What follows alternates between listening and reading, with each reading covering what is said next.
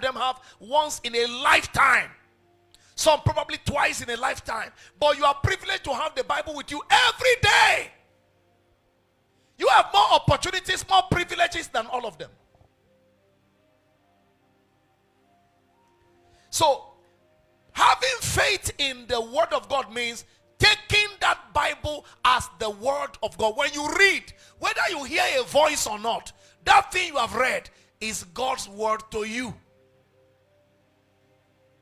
That's what it means to believe in God. Begin to read your Bible with all of your heart, as though God appeared to you and said, Florence, this is my word to you. Read, because by it you shall live.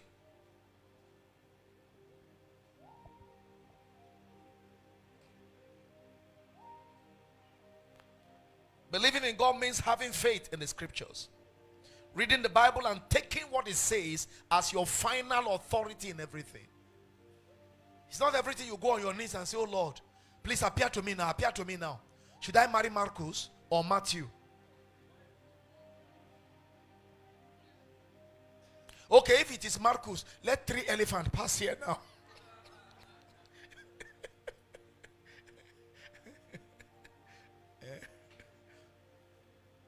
And then if you didn't see 3 elephants, you say, Kai, God has failed me.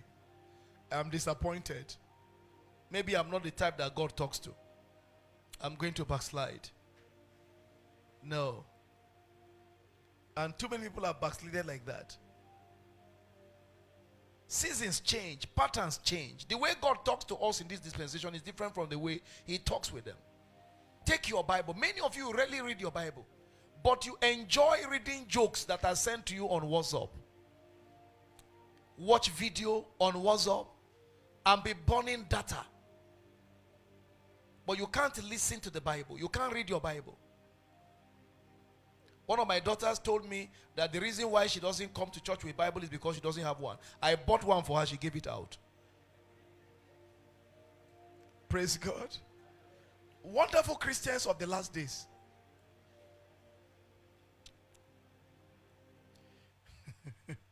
Amen. Look at your neighbor. Say, it's you that he's talking to.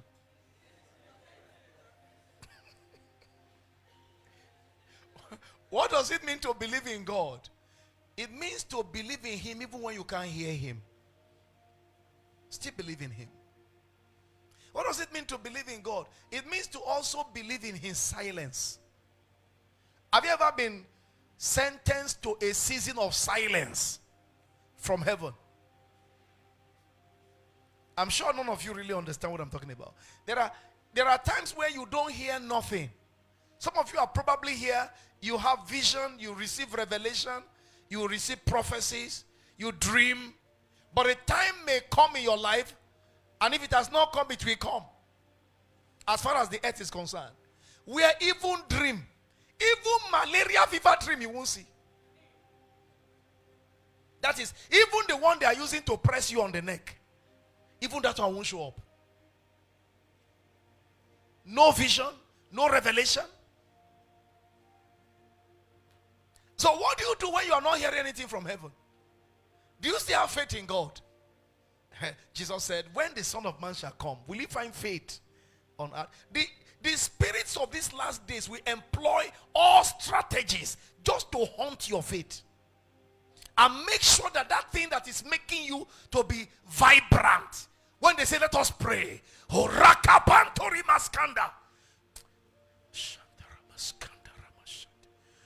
After a while, after a while,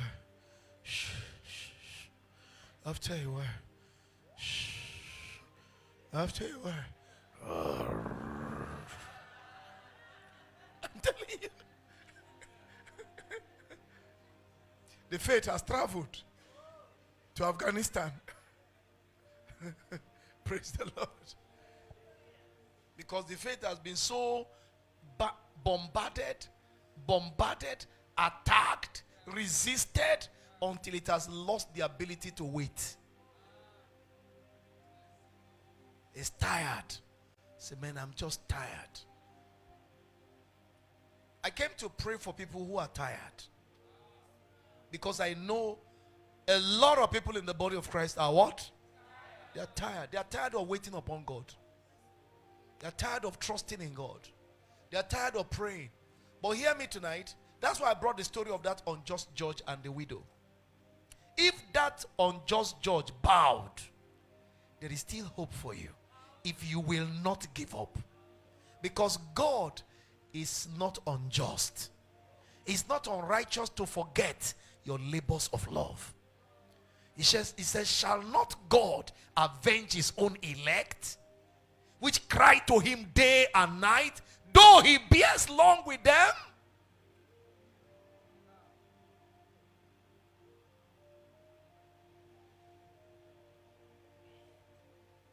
Believing in God means believing him when nothing seems to make sense. Believing in him when you seem to have lost touch with him. You can't feel him anymore. You can't hear him. You can't see him. Dama, Babu Samsam I. You don't see anything. You they hear sometimes. Yenzu, you know you are not seeing, you are not hearing. Becky, everywhere is just black and dark. No vision, no sound, no feeling. Is God still there when you are no longer feeling him? Is God still there when he's no longer talking to you? When you come to church, the messages that used to, steer your heart, no more steers your heart. Everything is as if it is against you. No matter what I preach now, you say, Kai, Daddy, it's like Daddy is preaching against me. In the past, when I come to church, his messages used to steer me up, encourage me, fill me with hope. But now, it's as if he's been looking at me directly and be preaching against the things I told him on phone. And be using me as example right inside church. Talking straight at my face. Oh God, you are forsaking me. Jesus also felt forsaken. Hello? There was a time he wasn't feeling his papa. He didn't feel his papa. He didn't hear anything from him. Papa abandoned him. Papa left Jesus all alone. Come on. His only begotten son, in whom he was well pleased, hung on that cross. And the whole heaven was dark. The light around Jesus grew dim. No voice, no vision, no revelation. Nothing. He lost touch with reality. Lost touch with life. At that particular moment, he cried out. I want somebody to do what Jesus did tonight.